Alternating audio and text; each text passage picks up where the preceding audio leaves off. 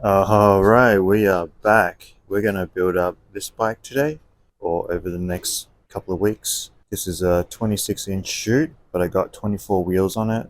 And my kid is basically old enough to ride it with 24s, so it's gonna be a pretty fun build because I can half build it for her and then half build it for me. So that way I can ride it too. Yeah, this actually used to be my bike, but obviously it's been in parts, so we're going to build it up. I'm going to switch out the fork for a rigid fork, make the front end a bit lower, and then try to keep it light, put gears on it, and should be pretty sick, I think. And I got the mic on today because they're going to rip up this whole building, put in apartments here, so yeah, just kind of time stamping it for myself to see what this is going to look like. Keep you updated on that. Alright, and here are the wheels. This is a dice laced to another dice dice rim, 24, seal bearings, so pretty nice. That's just a Dior hub, 36 hole, little bit heavier wheel on the back, but it's strong, so it's what I got at the moment, so going to use that. Same with the tires. This is a tabletop 2.1, I think, and then this is a blackjack 2.2. So yeah, I'm not going to get new tires.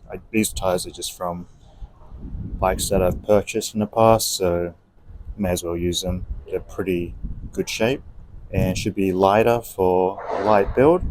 And here I got the fork. This is a dirt jump fork.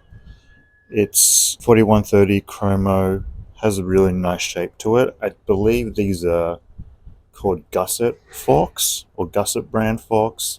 Pretty sure that's what they are, but yeah, kind of hard to get. I drove out super far to get these, but yeah, I think it was worth it. So yeah, I'm going to chuck these on here, lower the front, which lowers the top tube, and then I got to knock out the crown race right there to chuck it on here. Try to make this a geared bike, probably a one by, I think. See how we go. I got a cassette somewhere and derailleurs and stuff. But yeah, should be good. Here I'm just getting rid of the old fork that's on there. Basically, just undo it, pop it out. Should be, hopefully, should be pretty easy.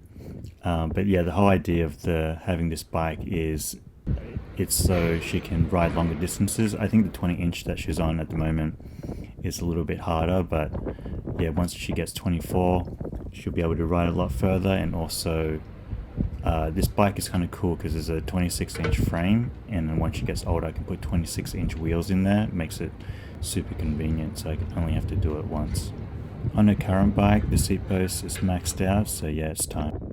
Alright, so I can't find my tool, so I'm gonna have to make one. Don't be like me, put your tools away, and then you'll be able to find them.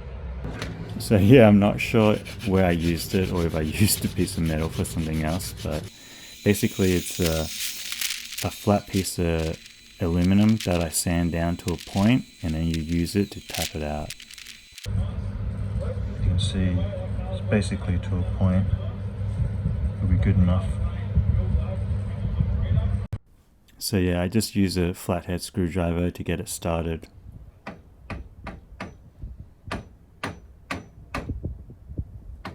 And it turns out it was kind of pretty stiff on there. And then afterwards use the aluminum tool just to tap it on. Tap both sides, nice and even. And yeah, eventually it should come out. But yeah, it took way more effort than I thought. I should get a crown race removal tool, but yeah, you don't really switch out forks that often. Unless you're me, I guess. And then here just chucking on some copper grease, shed out bit bike. This is kind of protects it from water, makes it waterproof, and yeah, should go alright. And then this is the crown race install tool. Shout out Darren for that. Still going strong. Yeah, you can see when I was tapping it, I had heaps of trouble getting it on. For some reason, it just wouldn't go on, and I know that I've kind of put these forks on the past, and so I couldn't work out what the problem was. So I decided to kind of wipe all the grease and then just try it again with with just normal grease. For some reason I thought the copper grease was like a little bit thicker, but yeah, it shouldn't really matter at all. And then here it is, just me tapping it in again. Usually it should go straight on after a few like hard taps. But yeah, you can see I was tapping it for ages and it didn't go in, and then all of a sudden like the tool was stuck on there. And I've never had a tool like had this tool stuck on a steerer before, so it was quite strange. I don't know if it's because it was colder out or whatever happened. It contracted the metal, but it was like super tight, and you can see I had to kind of like wedge it off with a screwdriver and put it in the stand. Yeah, it was just a ton of work. Yeah, you can see it's quite strange. It's like stuck on the actual steerer itself. Weird.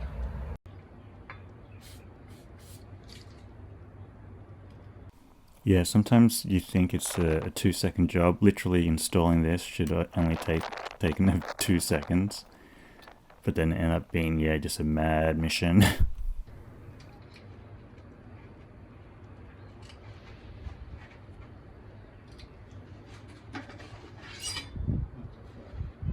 Alright, here it is. I actually have no idea why that happened.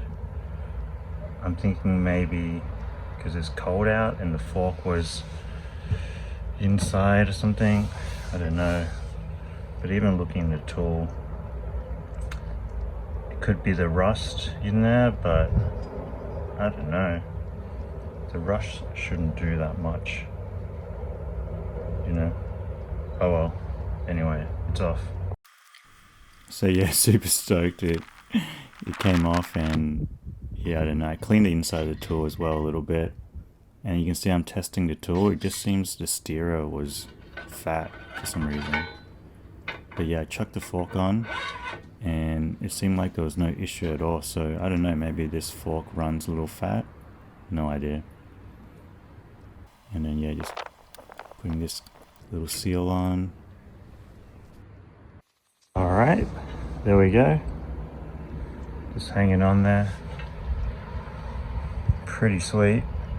First part's done. Nice. Just a quick note here before I forget. If you're going to put rigid forks on your bike, it's nice to be able to match the axle to crown length. So you can see it's almost the same as my shocks. Otherwise it could mess up your geo a little bit. Yeah, your front end could drop down a little too much, and then it will have a steeper head tube angle. But yeah, not usually a big deal, but if you can match it, it's nice to be able to match it.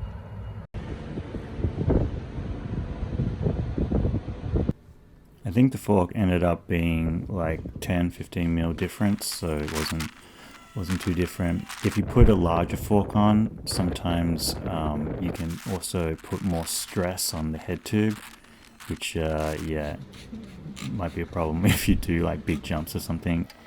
But yeah, usually if you're just riding around, it should be fine. Here I'm just cleaning up the frames, giving it a once over, nothing too crazy. Just use a detergent, Dove soap and water mix. It's mostly water, just a little bit of detergent just to clean it up, get it looking fresh. Alright, gonna give these wheels a quick clean. You can see just a bit dirty here and there. And this one needs a new tube, so I chuck that in, give it a quick clean as well. They spin pretty nice, so don't have to fix the bearings. And yeah, that's basically it. I think this is this ended up being 2.1, and then this is 2.25. You can see this one has a little bit of a more aggressive tread than the tabletop, so I'm going to stick with the tabletop on the rear.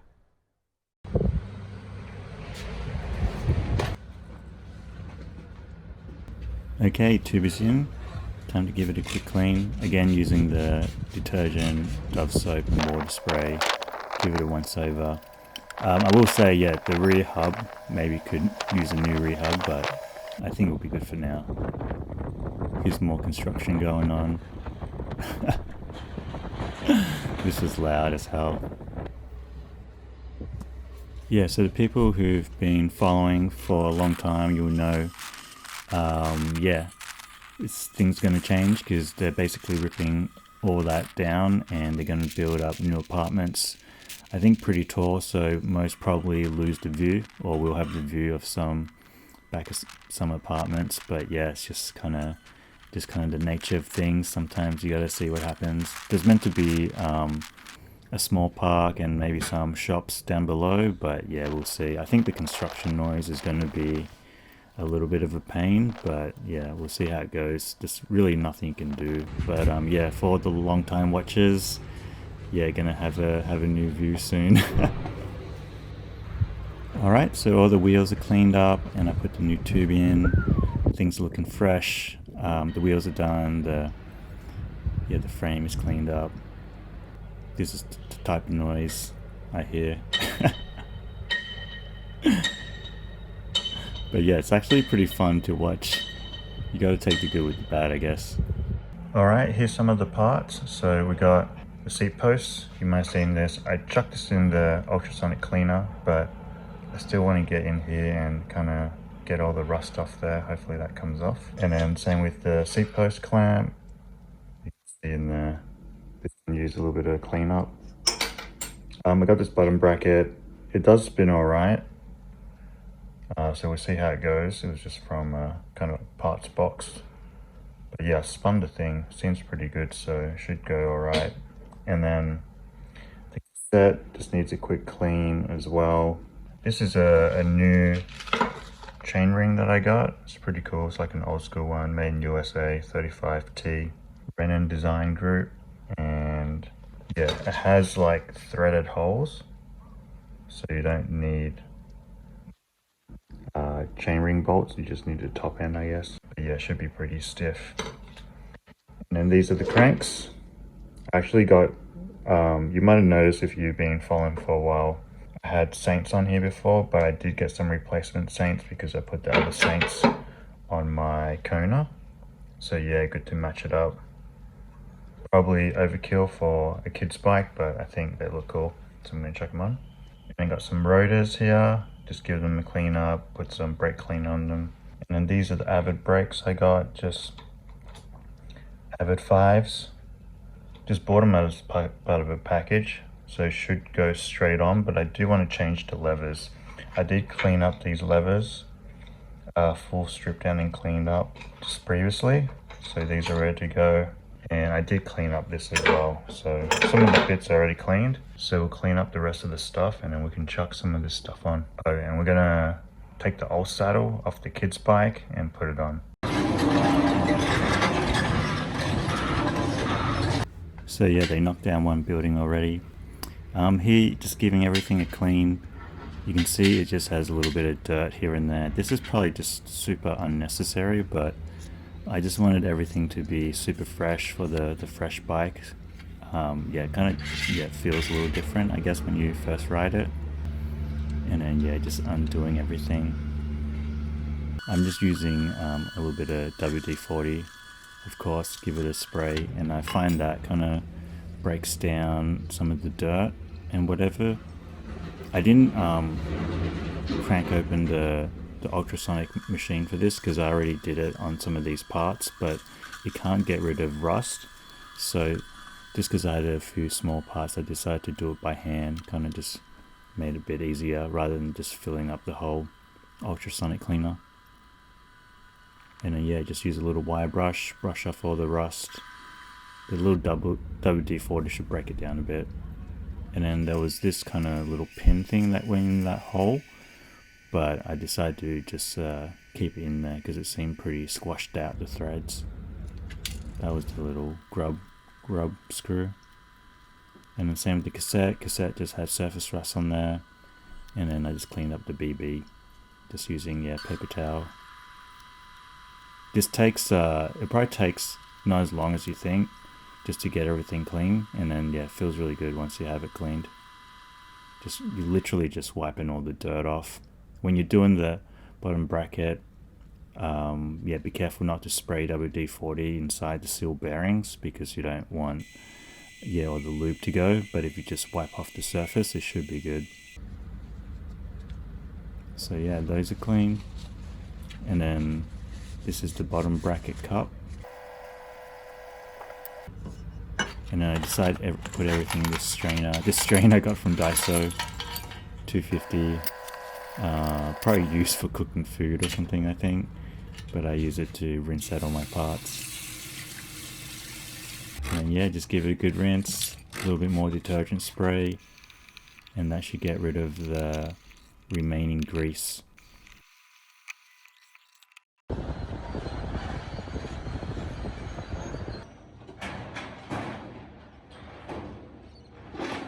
So yeah, a couple more buildings down. Sometimes you get like a film of grease on it still, and you just got to wipe it off with a paper towel or use a little bit more detergent to get it off.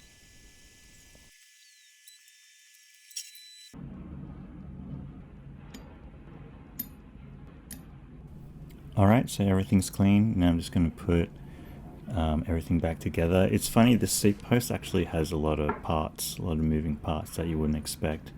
I guess it's more of like an older style design. But yeah, just a little bit of grease there. Don't put too much, otherwise you'll attract too much dirt. But I just put kind of just a thin coat, just to stop it, stop the water, stop the rust, and yeah, kind of protect it a little bit.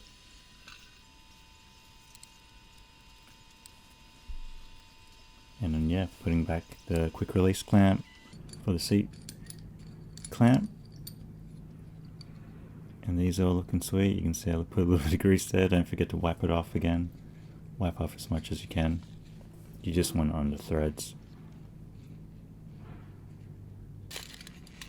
And then here's a little tip. If you want to kind of clean the inside of bolts or inside of kind of these little washers, you just use a little bit of foil and yeah, kind of like scrunch it up and then twist it out.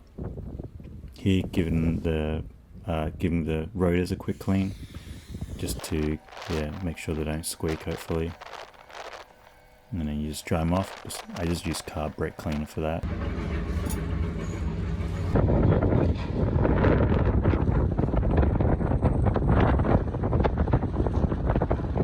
After I clean the rotors, I usually like putting them on the wheel straight away because you don't want them sitting around or having them pick up fingerprints or whatever.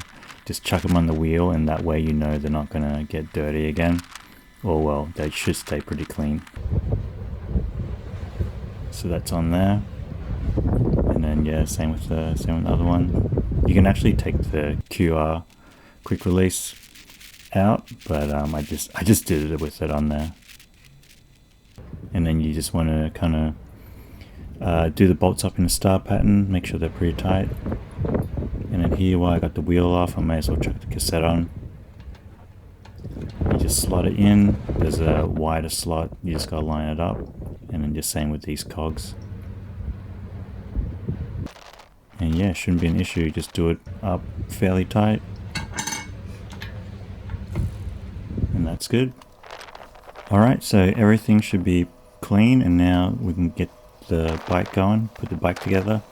Just chuck on the wheels. You can see it's been pretty windy and cold lately, but yeah, the show must go on. Keeping the little seat clamp on. Just a little bit of grease, just to protect it from water. Yeah, I like chucking all the parts on the bike after I'm done cleaning them, so they're not kind of sitting around everywhere. Don't forget to grease up your seat posts. You probably saw the video. What happens if you don't? Definitely don't want to do that again.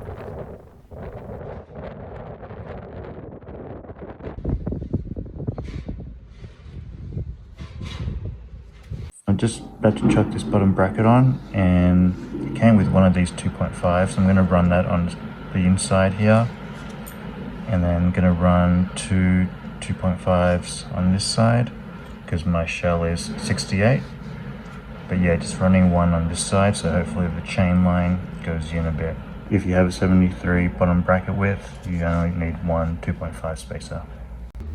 If you're unsure on like the spaces and everything, because sometimes they come with a 7 and 8 mil, you can always always just go on Shimano, just search up the bottom bracket code that you have, and it should come up with the manual. All the manuals are online, so you can kind of check the specs or whatever. That's a good little tip. And then here, just putting the BBs on, just screwing them on by hand first, and then you need a special tool for it. I think it's a 16 notch or 20 notch tool, I forget. It's just the Shimano one, Polytech 2. And then do it up fairly tight, and then same with the other side. Don't forget to put in the little sleeve, bottom bracket sleeve, and then 2 washers on this side as well, or just 2 washers on this side, 1 washer on the other side.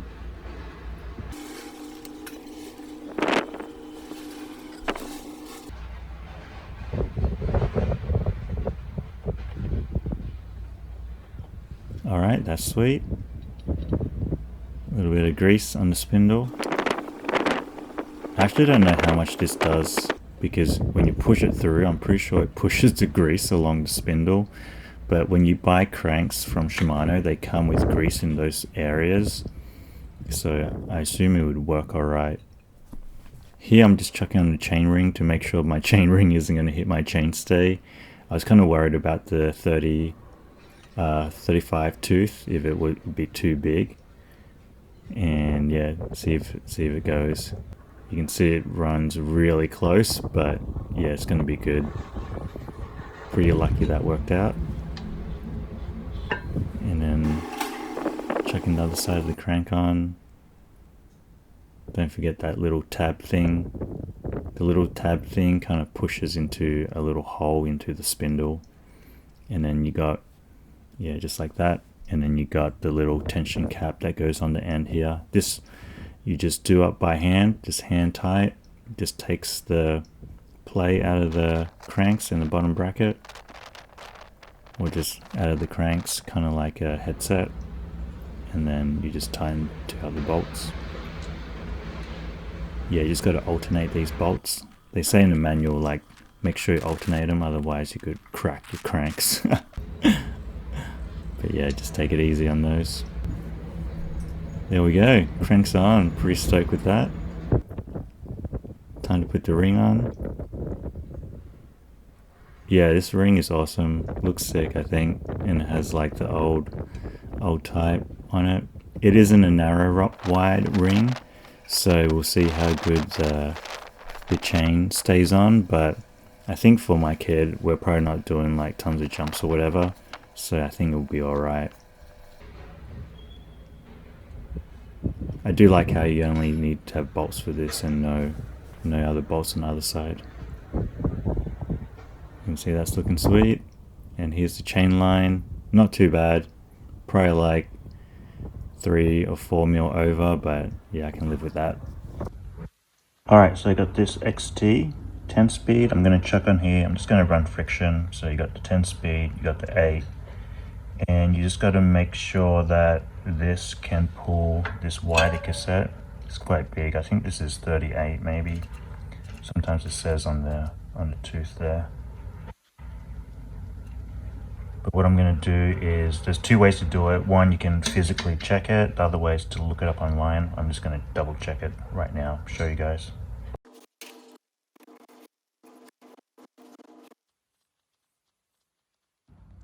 Make sure when you're pushing down this, and on this side too, to give you an accurate reading. You can see here it kind of hits the biggest cog. So you can see there's 3 screws there. We're going to use the B limit screw that adjusts how close the cog goes to this. So from how close it was to the cog, I think it just needs a couple of turns. You just turn it clockwise and it puts more pressure on the pulley, and then it'll turn it down. So you can see now it kind of clears. Maybe a couple more turns should do it. What you want is it as close as it can to the cog with the chain going through it smooth. So that's all good. I'll give it a quick clean. So yeah, I'm just giving it once over. I got this second hand, but yeah, you can see there's like a lot of kind of grease on there, a lot of gunk, and I just want to get all of it off. Since I've already cleaned all the other parts, I may as well give this a quick clean. It's not going to be kind of like a full full resto on it, but yeah, just a once over. You can see I couldn't get these bolts off, so I had to use like a stronger tool.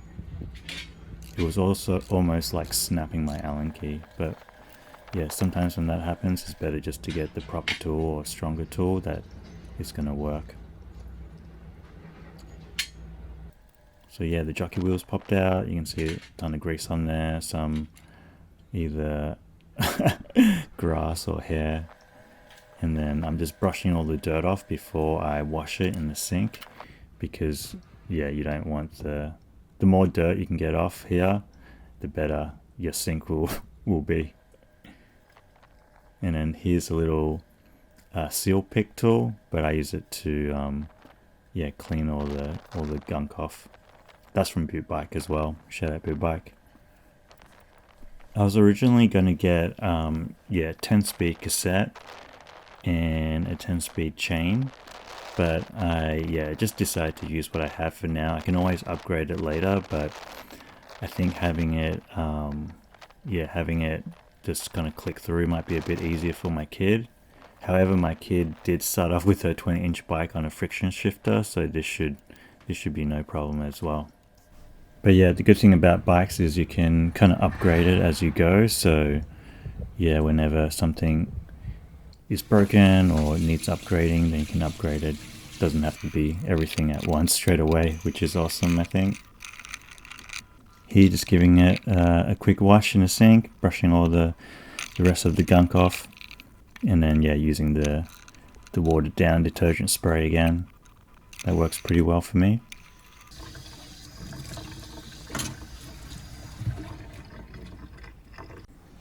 So yeah, that's all clean now, and we're going to put it back together.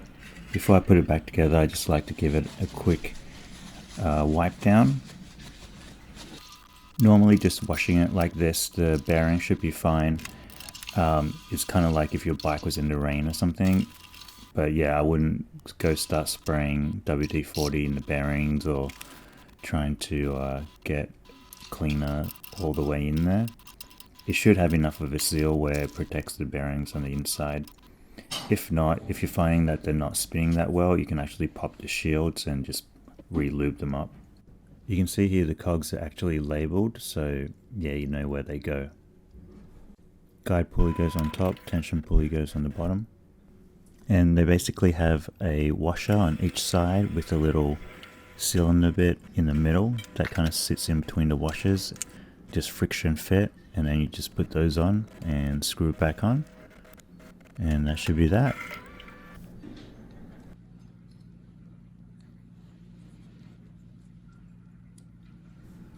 You can see my pulleys are spinning pretty nice. So yeah, time to chuck it on. And just to put it on, there's not too much to it. There's a little tab on the back, make sure it sits up on that tab of the derailleur hanger. And yeah, just screw it on, make sure it's tight. Just like that, should be good. Alright, it's getting pretty close, so here we're going to chuck on the bars. These are the bars I got. I think they're like 670 wide, so not super wide, but I think they'll be good for my kid. They could be a little bit long, but I'll run long grips. These are just downhill Kona bars that I have off another Kona I picked up. One of the Konas I picked up. And then here is the stem. Tiger Task Force has a super short reach, so I think that would be good as well. And yeah, I think I traded Bike Dad for some stuff with this, or he sent it to me. I can't remember, it's been so long, but it looks cool, so I'm going to check it on. Here's the update. Pretty peaceful when they're not working on it, but yeah, that's just the front face now, and this building's probably next, but yeah, all of it's almost gone. Alright, just chucking the stem on. No issues, it just fits on. And then the spacer, the top cap, I have this old Kona World one with the Kona.com website, But I also have another one on her old bike where it's 3 dogs running around, so I might actually put that on. But for the moment, I think this goes, since I have it's a Kona bike anyway. But yeah, I might switch that off in the future. Shout out to Bike Dad for that one too. If I remember correctly, I have one that's the same, 3 dogs running around but black. And yeah, I don't know, that kind of happens when you pick up a lot of Konas. Here you can see just align the bars with the little plus signs, plus and minus signs. I just use those as a guide. Usually they show you how many degrees it should be, but yeah, it's good to kind of use those markings to make sure the bar's in the middle. And then after that, after you straighten the bars, you just tighten the stem. Make sure you stand over the bike when you're aligning the bars. I find that the easiest. Alright, time to chuck the brakes on. You can see I got these finally came in. I just got them off Amazon. This is for, they're called IS mounts, or yeah, IS brake mounts, so it can fit the brake. And you can see the numbers are a little bit different here. This is a front 180, rear 160. So I got 160 on both rear and front. So you just got to make sure you order the right ones. You can see how even though they're the same rotor size, it's like a different piece for the front and back. Usually the rear one runs bigger, a bigger mount, and this one is smaller. It's a little bit tricky, but yeah, just order to your rotor size and you should be alright. So R160 going on the back, and then these came with bolts as well, so I just put a little bit of grease on. Some bolts come with Loctite, but yeah, these were completely dry, so just put a little bit of grease in there just to make it sit a little bit better, go in a little bit easier. And that's that. Now putting on the caliper. This is an Avid BB5, so you can see with the bolts, they have a little cone washer on each side, cone washer and a spacer. So you want the brake to sit between those 2 washers, and that way you can kind of like rotate or kind of angle the brake a little bit depending on your rotor, just to get it perfect. Gives you a little bit of wiggle room when you have the washers in the right place. And then what I like to do to align the brake is you kind of make it a little bit loose, and then you clamp down on the brake lever so the pad kind of sits on the rotor, and then you tighten the bolts, and then it should be good. After that, you release the brake and double check it. And then here, same with the front.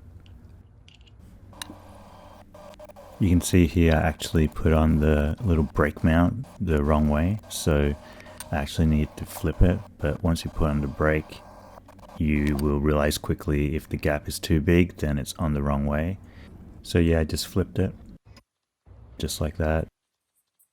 Alright, you might notice a slight problem here is I can't tighten it anymore on this side. You can see this is loose, and it's because it's fitting the mount. I got 2 options. I can either file this down, which is, I think it's pretty thin already, so I don't want to do that. So I'm just going to run a spacer right here and run one on this side as well, and that should hopefully work. Also, I don't know if you can see that this top washer right there, the top one, is slightly thinner than this one, so I'm going to flip those 2 as well. Alright, that's done it. The slight gap. There we go. Sometimes when you buy just like different mounts that's not the same brand, sometimes this happens, but I'd say like 99% of the time it works out. They design it in a way where it works with most brakes, but yeah, sometimes you gotta mess around with it. Alright, now it turns out the rotor is slightly bent, so where it scrapes, you just gotta bend it back out. I'm just using this tool. You can use pliers or whatever. Show you how it's done. So to do this, you basically find where the noise is, make sure the noise is scraping the loudest, and then you work back from where it hits the brake caliper, use the markings on the rotor, and then you just put the tool on, give it a slight bend, make sure you're bending it the right way. I think I realigned the brake caliper, so I'm bending it out this way. And then you just do a few little bends, check it, do a few little bends, check it, and then eventually it shouldn't make a noise. And then that should be that. Can take a little bit, but yeah, just take your time. Alright, that's done it finally for that one. Let's test out the back. So it turns out the back one was pretty straight already. All I needed to do was realign the brake caliper. So the difference with BB7 and BB5 is 7, they got adjustments on both sides, where 5 only has it on the one side. So I basically just wound in the brake pad a bit more to make sure the brake caliper was aligned, and then just pulled it back out after I tightened it. And then here, just switching over the cables, pretty easy, not too much to it on this one. You just kind of align the barrel adjuster so there's the gap, and you can just pull it out like that. And then here, slot it in the new one. You can see that the cable's a little bit long because of the different sizing. But yeah, I can just tighten the cable after.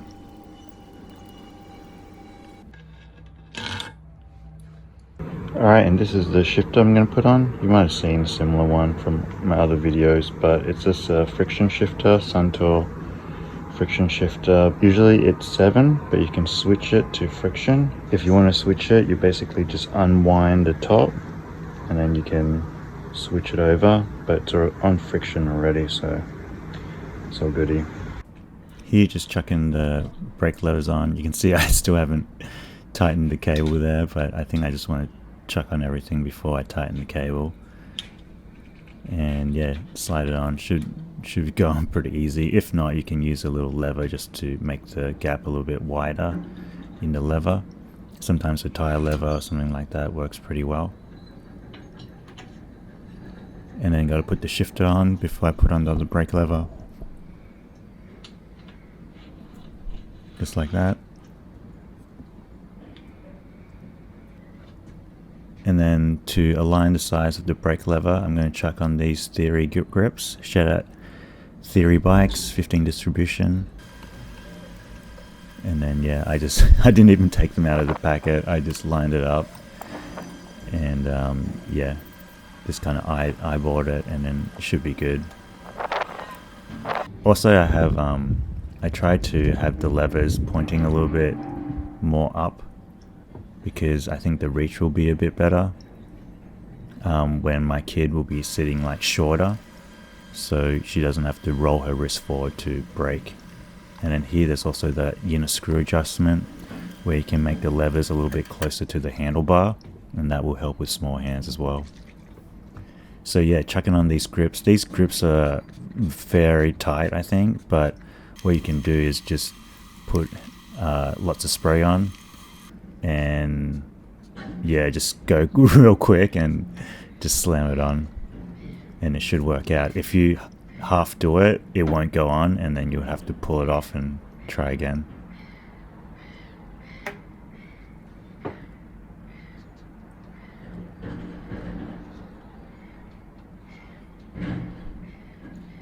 There you go. Yeah, pretty hard, but once you get them on, you know they're not going to be moving, which is good. And yeah, they're pretty soft grips. I like them. Nice kind of clean design. I didn't chuck the bar ends on though, because they don't fit, but I know I'll get heaps of comments about putting bar ends on, so I will put them on eventually. And then here, just adjusting all the brakes, tightening the brake cable. It should be all good once you set your brakes, because all the pads are already set. It should be aligned. Alright, all the brakes are done. You can see I have it so it goes pretty close to the handlebar, to the grip, because if she has smaller hands. And I also moved it in a little bit here, just a little bit more hand room to move in. and then same with this one. And then yeah, the tilt, I don't know if I mentioned this, I tilt it kind of up because it'll be probably slightly longer reach. But yeah, now I think this cable is a little bit too long, so I'm going to trim it down. Actually, I wasn't going to do it, but I feel like she'll be running this bike for a while, so may as well. So yeah, usually with my other bikes, I just kind of keep the cables long in case I want to switch bars out or whatever. But I think these cables are just way too long, and I feel like she's not going to switch the bars out too often on this bike, so decided to trim it down. I did trim it a little bit longer than usual just to have a little bit of wiggle room in case you want to put the stem up or have higher rise bars. But yeah, it's always good to go on the side of longer rather than shorter. And then here, just putting these little brake cable mounts on. I think they're called like cable guides maybe. But yeah, they kind of just slot in like that. Can't even remember where I got them from. I think someone had a bunch of leftover parts or something, so I have little things like that where I can slot in. If not, you can just kind of push the cable up. But this makes it a little bit nicer because the cable can kind of slide forward and backwards, and there's less wiggle room. Alright, just about to set the gears here.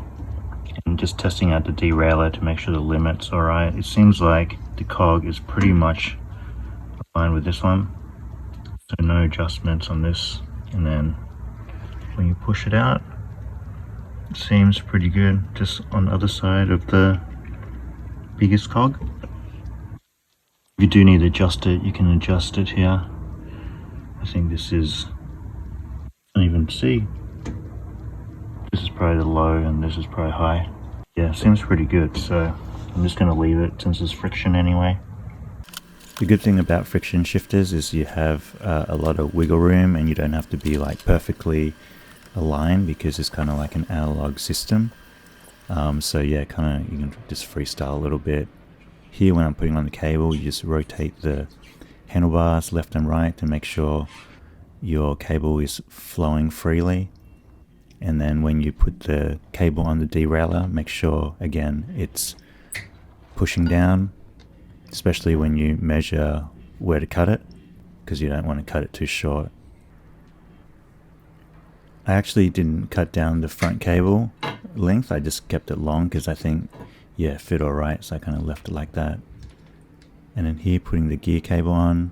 For these shifters, I find it easier just to open it up and then put it in, and then when you're putting it through the barrel adjuster section, I actually have to unwind the entire barrel adjuster, otherwise I can't push it through because the hole is quite small, you can see. But yeah, that's a good little tip. Sometimes when you can't get the cable through, just take the barrel adjuster off and then it should make it a bit easier. And then when you're putting the cable in, make sure you wind the barrel adjuster all the way in to get rid of all the tension.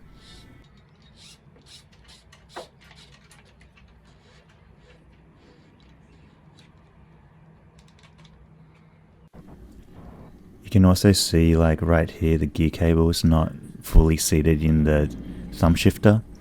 But yeah, end up fixing this later. You just, once you pull it tight, it should slot in. And then here, just putting all the other cables on. I find if you cut the housing already, it's easy to take the housing out and slot it back in after you put the cable in. And then yeah, just try to get it as tight as possible, get rid of all the slack, because this will help with your adjustments later. You can also see I'm reusing an old cable, that's why the end looks like that.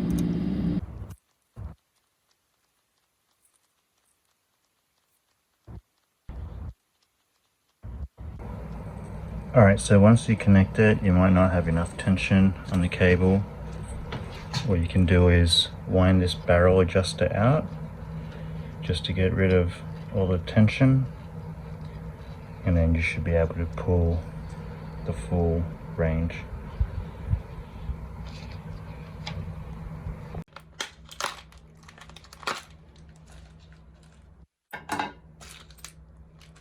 So here I'm just chucking on an 8-speed chain. I think 6, 7, 8 are all the same size, but yeah, the reason why I like using these chains or running 8-speed is because the chain is a bit thicker, a little bit stronger. I have snapped other chains before, like 9 and up I've snapped, but yeah, these ones I haven't really snapped due to pressure before, so I like using these. And then yeah, you just kind of size it up, connect it on. To size for 1x, I basically put around the biggest cog and the front cog, and then you add 4 links or 2 full links, and it should be yeah, alright. You can see right here on the derailleur is like scraping on the derailleur bit, but yeah, for some reason I thought it went like that because it went with the shape of the derailleur, but it actually goes behind it so it doesn't hit it.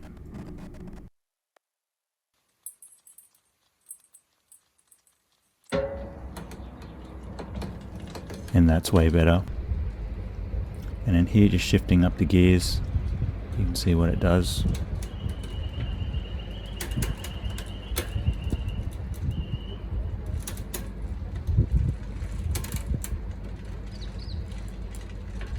So yeah, it's not shifting up to 8. You can wind a barrel adjuster out more to create more tension to make it go on to 8. Just like this, I'm slowly winding it as I spin it.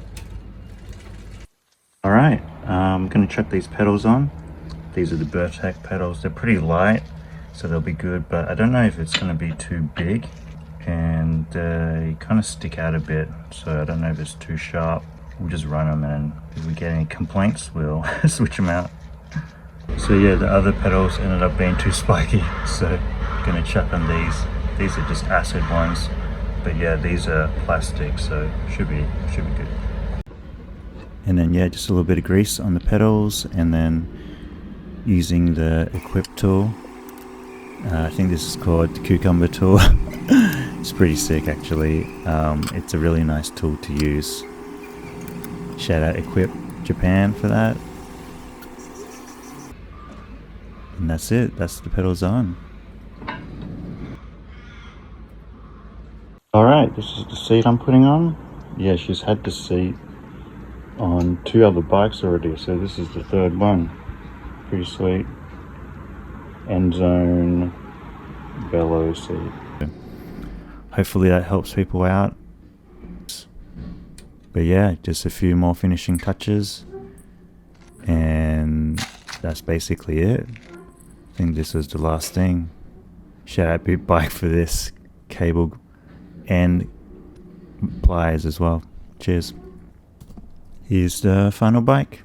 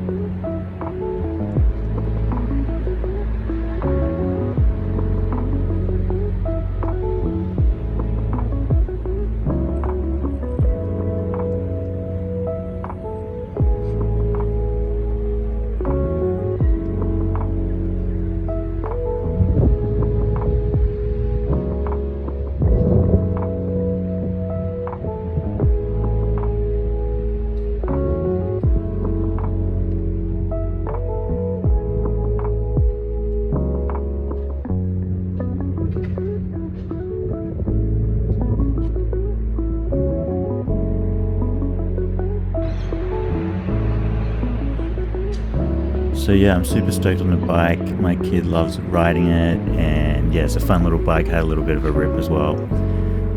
But yeah, actually gets my kid riding a lot more, and we can ride further distances. I think she did like 15k the first ride on it, so yeah, pretty stoked on that an hour ride. And yeah, my kid's actually been riding it every single day since it's been built. But yeah, no issues, no complaints. The only complaints was the pedals, which I switched over. But yeah, all in all, pretty stoked on it. Let me know what you guys think. As always, thanks for all the support. Hope you guys liked the video. Thanks for watching, and I'll catch you in the next one. Peace. What do you like about the bike? I don't know what I like about the bike, I just like it.